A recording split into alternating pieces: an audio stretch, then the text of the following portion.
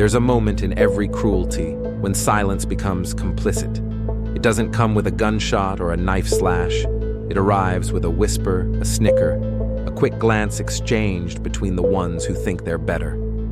It grows like mold in the damp corners of the human soul, the kind you pretend not to notice until it's rotted the beams holding the house upright. Contempt doesn't always announce itself with fists. Often, it's a smirk, a raised eyebrow, a deliberate pause in a sentence meant to cut you out of it. And in that small cruelty, in that flicker of social poison, whole tragedies are born. The world likes to dress its hatred in ceremonial robes, righteous anger, political outrage, moral duty. But the truth is, most of it starts with something smaller, pettier, the casual dismissal of a person who doesn't quite fit, the mocking of someone for daring to be vulnerable. And when the wrong person, in the wrong place, at the wrong time, becomes the target of that contempt, the air turns electric. This is where stories of violence are conceived long before they're committed. I've always thought the most dangerous emotion isn't rage. Rage is obvious, it's noisy, and it demands to be addressed. No, the most dangerous emotion is contempt. Rage burns hot and burns out. Contempt lingers. It feeds on your moral superiority, whispers in your ear that the person you're looking at is beneath you, unworthy of empathy, safe to discard.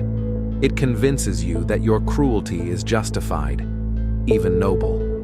That is the psychic alchemy that turns classmates into tormentors, neighbors into enemies, lovers into betrayers. A person who is angry can be reasoned with or avoided. A person who is contemptuous has already decided you don't count. And when someone stops counting you as human, the rules change. They might smile to your face, but inside, they've already stripped you of the right to dignity. And when enough people do that to the same person, you get an explosion. You get a, "What happened here?" moment that everyone claims they never saw coming, when in reality, they'd been feeding it for years. There's something particularly cruel about the way contempt operates in groups. Alone, a person might not have the nerve to say what they think. But groups are where contempt becomes sport. I've seen it in classrooms where the quiet kid is turned into a punchline for weeks until they can't look anyone in the eye anymore. I've seen it in workplaces where subtle jokes about someone's clothes or accent turn into a silent pact of exclusion, and the group feels bonded, feels closer because they've created an outsider to define themselves against. Psychologists have a term for it: in-group cohesion through out-group derogation. But in plain English, it's bloodless bullying dressed as normal social behavior. And when that's your daily oxygen, you either suffocate or you learn to breathe poison yourself. We like to believe we're immune to these games if we're good people. But the truth is, every human being has the potential for contempt. It's one of the mind's lazy shortcuts. If something or someone makes you uncomfortable and you can't control them, you shrink them down in your mind until they're small enough to dismiss. We justify it with labels: creepy, pathetic, weird, all shorthand for, "I don't want to deal with the discomfort of understanding you." It feels safer to flatten a person into a caricature than to acknowledge they're complicated, because acknowledging complexity demands empathy, and empathy, that's expensive. It costs time, effort, and sometimes the security of our own worldview. So instead, we pay in contempt, and we don't even notice the interest accruing. But for the target of that contempt, the interest compounds fast. It becomes a second skin, a distorted mirror they can't stop looking into. They begin to see themselves through the eyes of those who look down on them. And here's where crime psychology meets raw human emotion. When a person's identity is reshaped by contempt, they start making choices they would never have made otherwise. It doesn't have to lead to violence, but it always leads somewhere dark. Some turn it inward, self-destructively, letting the contempt rot them from within. Others turn it outward, and that's when the stories make the news. But by then, the world only sees the act, never the years of erosion that led to it. We put the headline in bold letters, we post the mugshot, we shake our heads and ask why. And the answer is almost always the same, because contempt became a weapon long before the act of violence ever did. Imagine living in a town where your name is a joke, where every small mistake becomes proof that you are exactly who they've decided you are. That's not just humiliation, that's conditioning. You're being trained to expect contempt in every interaction. Your brain rewires itself for defense, then for retaliation. This is why contempt is more corrosive than hate.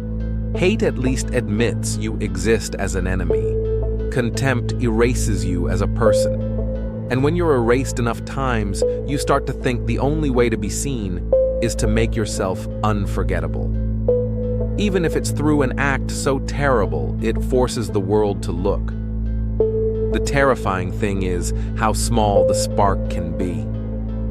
A spilled drink at a party, a rumor started in a school hallway, a sarcastic comment at the wrong moment. The contempt piles up quietly until one day it tips over into something irreversible. And then everyone pretends it was a mystery.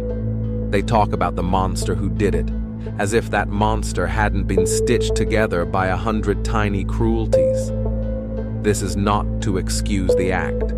Responsibility for harm always lies with the one who commits it. But if we refuse to understand the road that led there, we're doomed to keep paving it for others.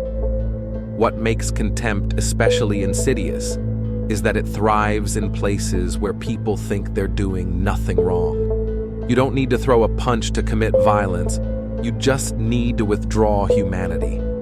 In that sense, contempt is one of the most socially acceptable forms of cruelty.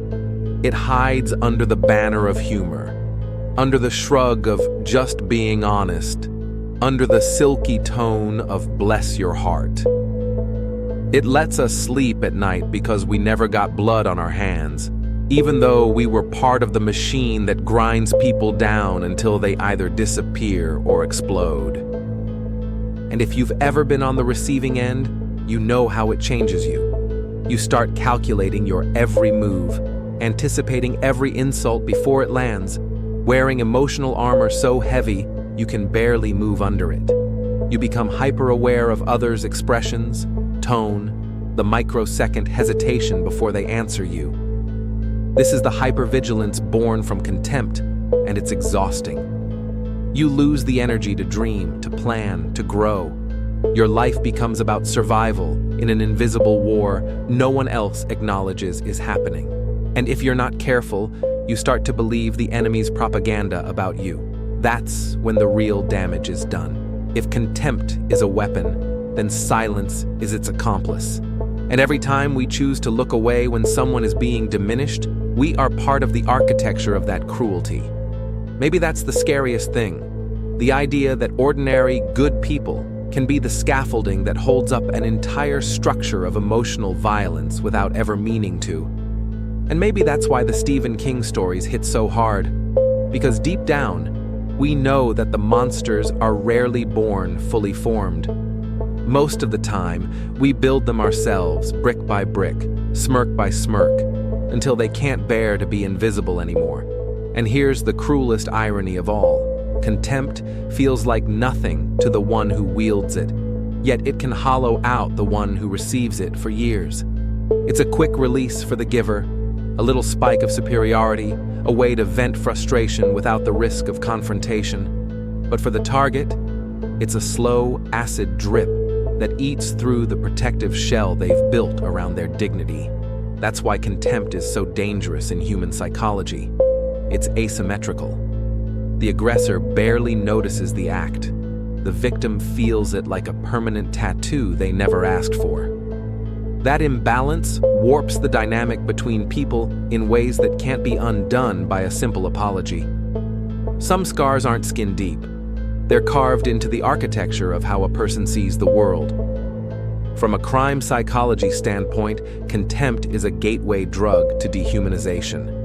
And once someone is dehumanized in your mind, the distance between mockery and mistreatment shrinks fast. You may never commit a crime yourself, but you make it easier for others to. You create the environment where someone's boundaries can be crossed without guilt. That's why in so many infamous cases, neighbors describe perpetrators as normal, quiet people, because the rot wasn't loud. It was quiet, casual, woven into daily interactions, invisible until it wasn't. And when the breaking point comes, it doesn't just surprise the world, it surprises the person who broke. They might stand there afterward, staring at their own hands, wondering how they could have gone so far, without realizing they've been walking toward that cliff for years. It's easy to picture contempt as an interpersonal problem, but its reach goes deeper, into institutions, cultures, and systems that run on it like an engine. In schools, it's the way the administration dismisses bullying complaints as kids being kids. In workplaces, it's the way performance reviews mask personal bias under professional jargon. In courtrooms, it's the way certain defendants are spoken to as if their guilt is a foregone conclusion before the trial begins. We think of contempt as personal, but it's also structural, embedded in policies, traditions, and unspoken rules. And because it's systemic, it can be inherited. Whole generations can grow up learning to see certain people, or themselves, as less worthy, less human. This is where emotional struggle becomes survival strategy. If you've lived under contempt long enough, you develop coping mechanisms, not necessarily healthy ones, but ones that get you through the day. Some people hide in plain sight, molding themselves into something socially acceptable just to avoid notice. Others wear the contempt like armor, becoming abrasive or confrontational to keep anyone from getting close enough to hurt them. And still, others retreat entirely, choosing solitude over the risk of more humiliation. From the outside, these choices can look antisocial or self-destructive, but they're often acts of preservation. Distorted, yes, but born from the need to keep one's soul intact. The tragedy is that contempt doesn't just shape the target, it shapes the giver too. The more you indulge in it, the more it calcifies your empathy. You start seeing people as categories instead of individuals, measuring their worth by how useful or agreeable they are to you. It's a slow moral decay that's hard to notice in yourself. You don't wake up one morning and declare, "I think I'll dehumanize someone today." Instead, you laugh at a cruel joke without thinking, roll your eyes at someone's vulnerability, dismiss a cry for help because it's inconvenient. You convince yourself it's harmless, maybe even deserved. And in that moment, you're just one more link in a chain that can strangle someone's will to live. And when those links tighten enough, something snaps. I've read case files where the catalyst for violence was so absurdly small it would be funny if it weren't horrific. A stolen lunch from the office fridge, a parking space dispute, a public embarrassment at a family gathering. But those weren't isolated incidents. They were the final straw. The contempt leading up to them had been constant, corrosive, invisible to everyone except the one who'd been swallowing it for years. And when they finally spat it back out, it came out as fire. The tragedy is that by then it's too late for both sides. The harm is done, the damage is permanent, and the only thing left is to sift through the ashes for meaning. But meaning is the one thing contempt refuses to give. It doesn't care about closure, about healing, about justice. It feeds on the absence of those things. That's why it's so dangerous to let contempt live unchecked in yourself or in your community, because it builds a world where people stop believing in the possibility of change. If you think someone is beyond redemption, you'll never offer them a chance to prove otherwise. And if you think you're beyond redemption, you'll never take that chance yourself. That hopelessness is a breeding ground for desperate acts, the kind that shatter lives and ripple through communities for decades. I think that's why contempt feels so much like a weapon, because it's built for distance. It lets you hurt without touching, wound without risk, dominate without overt confrontation. And that's exactly why it's so hard to fight against. How do you defend yourself against an enemy that insists it doesn't exist? How do you heal from a wound everyone else insists you imagined?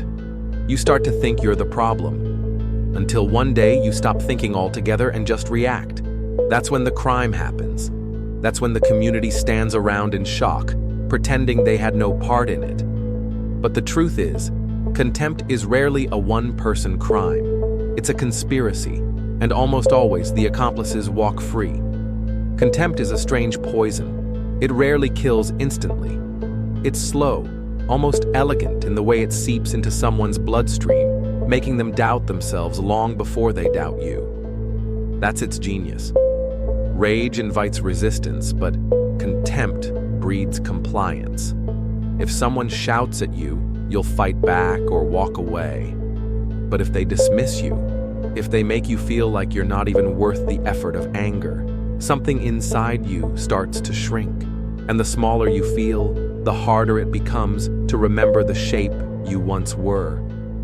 That's the thing crime psychologists will tell you. So many violent outbursts, whether in domestic settings, schools, or workplaces, are less about a single incident and more about the accumulated erosion of self-worth.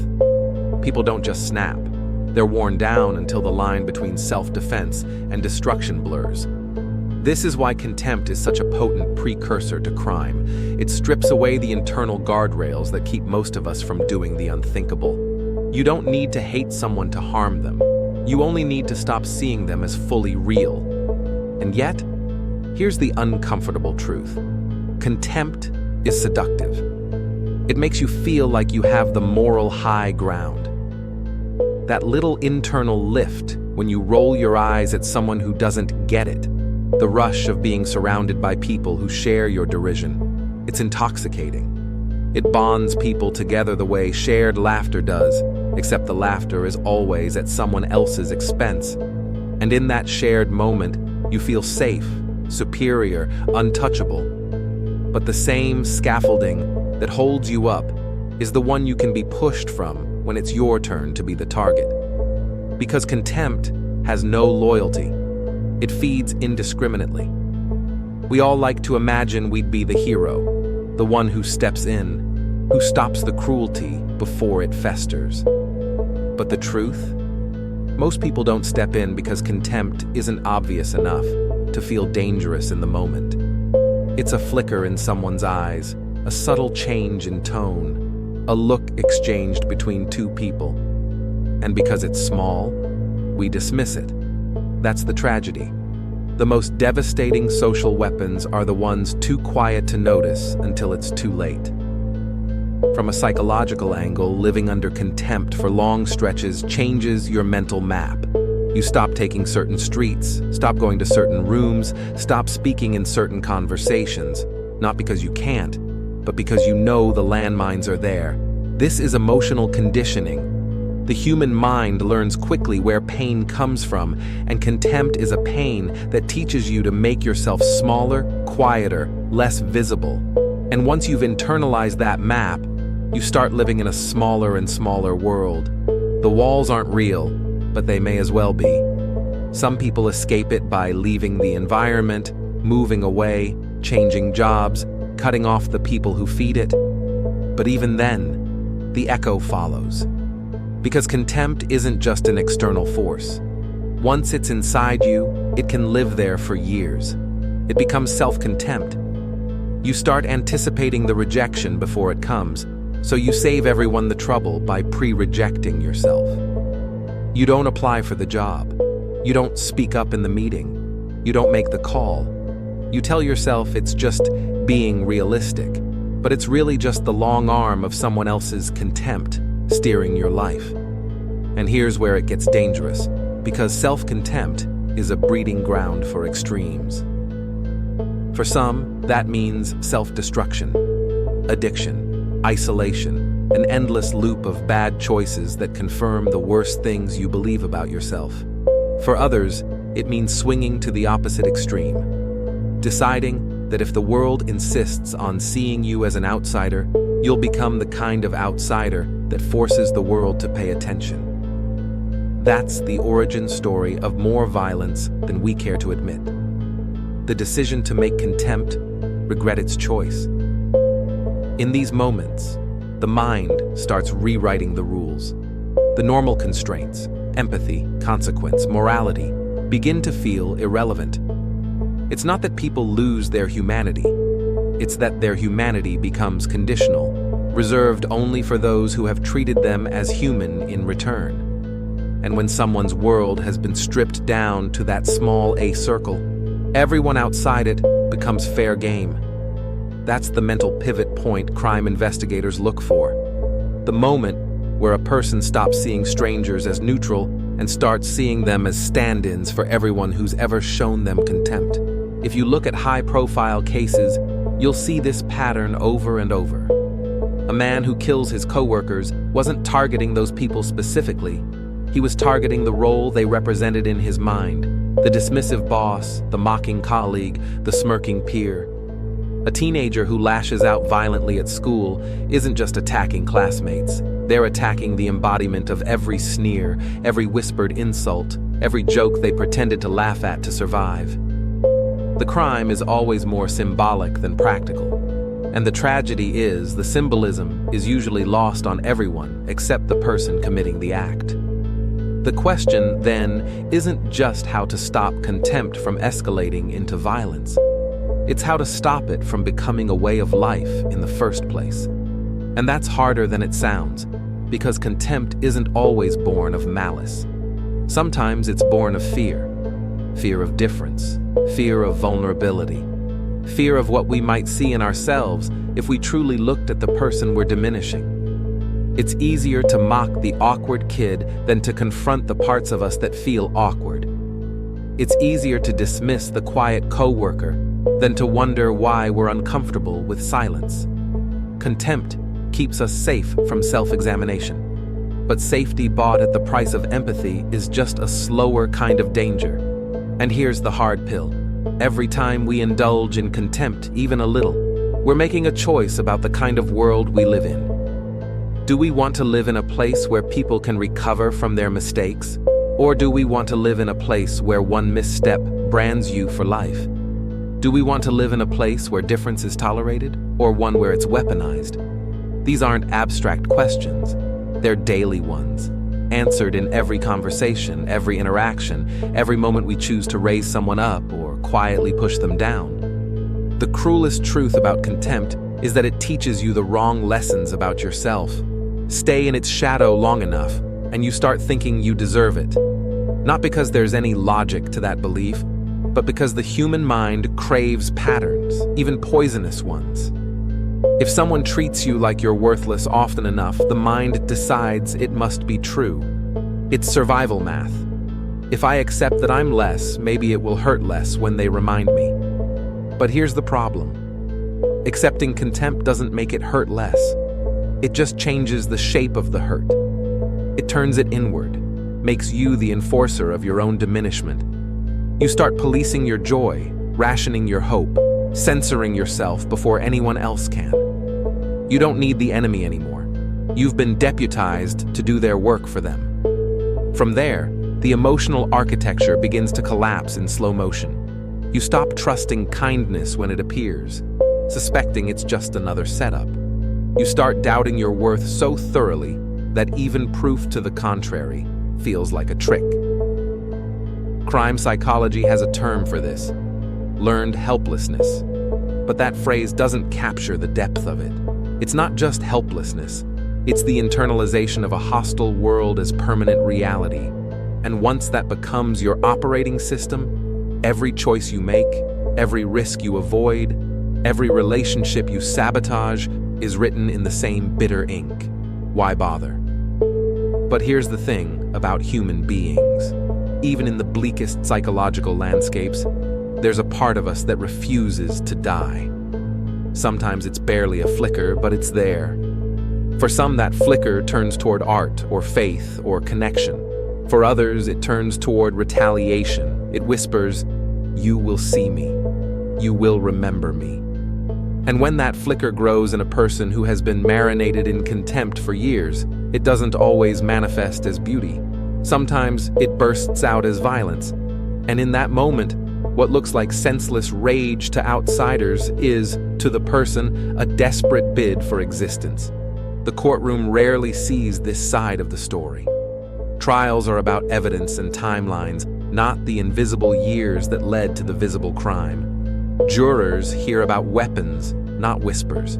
They see photographs of the act, not the thousand small humiliations that paved the road there. The law is not designed to weigh contempt. It can measure injury, but not erosion. And so the cycle continues.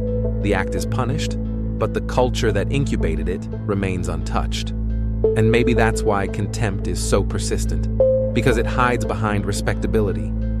You can be contemptuous and still keep your job, still keep your friends, still be seen as a good person. You can dress contempt in wit and call it humor. You can frame it as honesty and call it integrity. You can lace it into policies and call it tradition. That's the trick. Contempt doesn't have to break the rules because it writes them. If you've ever been on the receiving end, you know the duality it creates inside you. The part of you that wants to fight back and the part of you that's afraid fighting back will prove them right. You know what it's like to replay conversations in your head days later, coming up with the perfect response you didn't give because you froze in the moment. You know what it's like to avoid places you once loved because they're no longer neutral ground.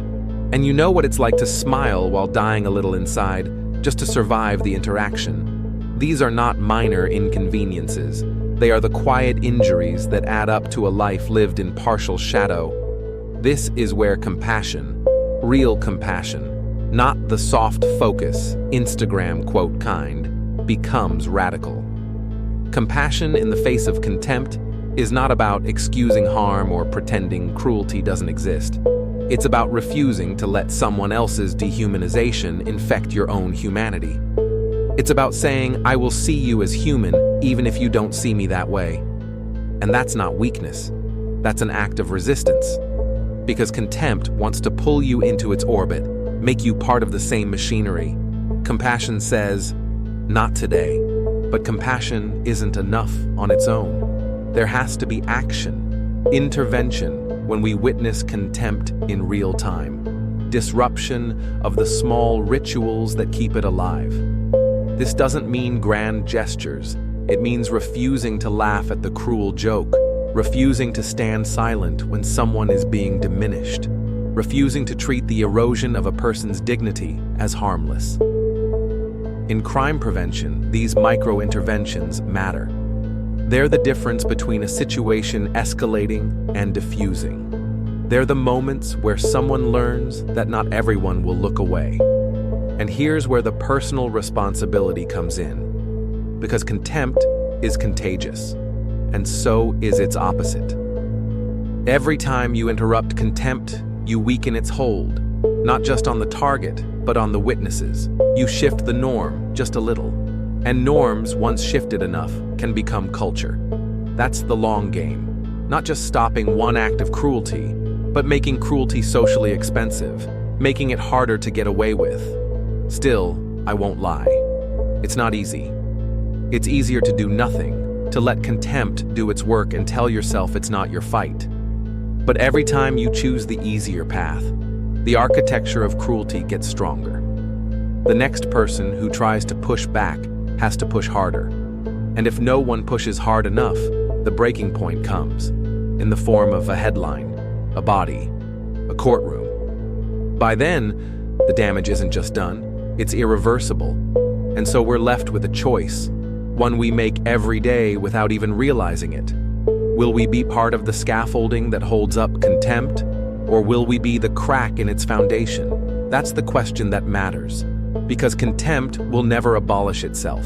It has to be dismantled piece by piece, interaction by interaction, before it turns someone's internal war into an external one. Because once that happens, no one walks away clean. The moment contempt tips over into catastrophe is rarely cinematic.